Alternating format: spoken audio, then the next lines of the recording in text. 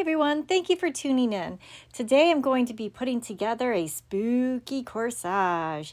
So currently it's close to Halloween and I thought doing kind of a spooky corsage would be fun for this time of year.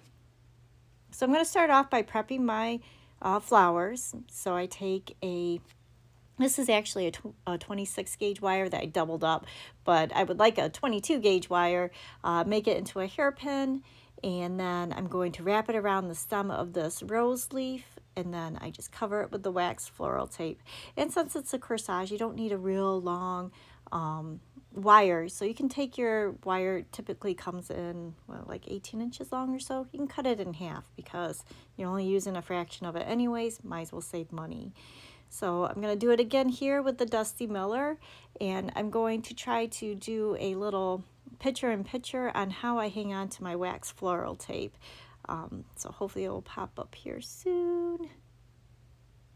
And that is, there it is. Okay, so with the wax floral tape, I take it and I hold it in kind of like, almost like a backward 6.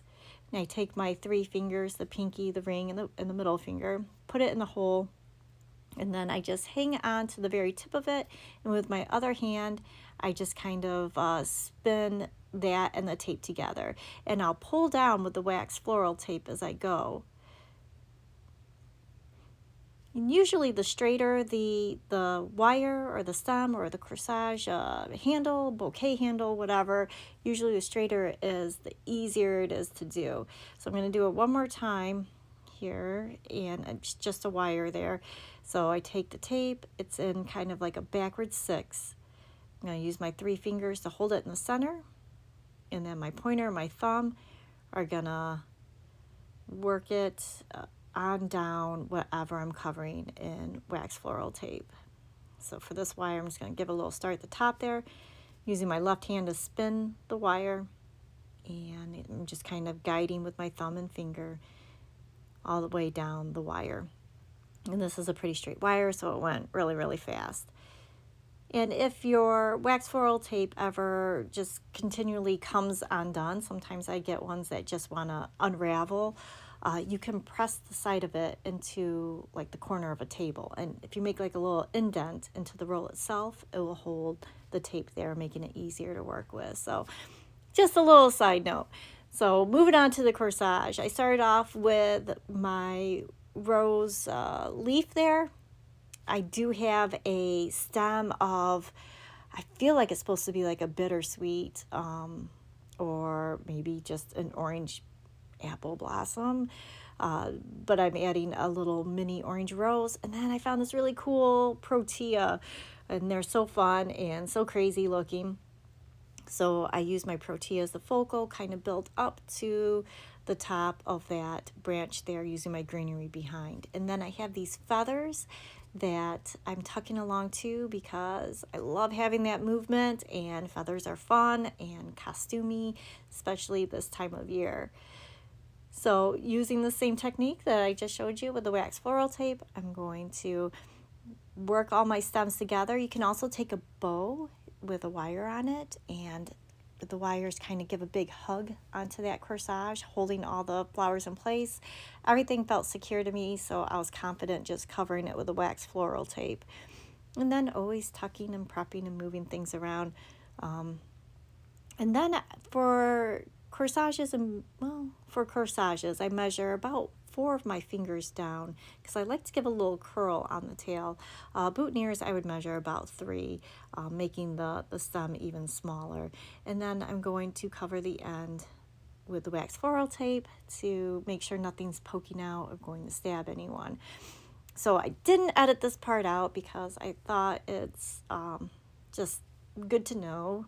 It doesn't always work out, so I'm trying to roll the end of this corsage, but because I put in that stem of whatever blossom, it would not curl for me. It was just too thick of a stem. You can see it came out more like the letter L than a cute little curly Q. So I just cut it off about 3 fingers down instead. So it's not super long and it's not going to be too short. So you can pin it on a blouse and it will stay without being an eyesore or in the way. And then of course cover up the bottom. and then tucking and prepping everything.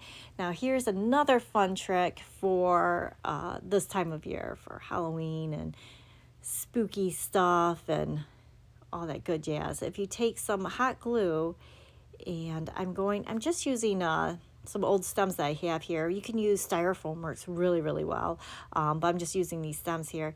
And I'm going to create spider webs just by slapping the two gluey sticks together. My first try, it didn't work out. I don't know if my glue wasn't hot enough or what, but so I'm going to show you again here. Put a little glue on the stick and then just slapping them together. And, you know, when you're working with a hot glue gun and you end up getting those little glue spider webs anyways, this time it's just on purpose. So I'm going to kind of work them around there.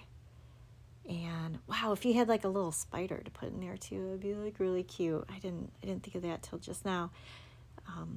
Do it one more time with a little bit of glue, just kind of working it together back and forth. You don't want it to dry on you because you want it to stick on the corsage itself.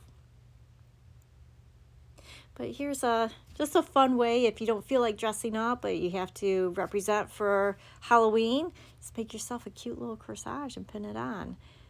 And there you go. Made it all the way to the end. Thank you so much for watching.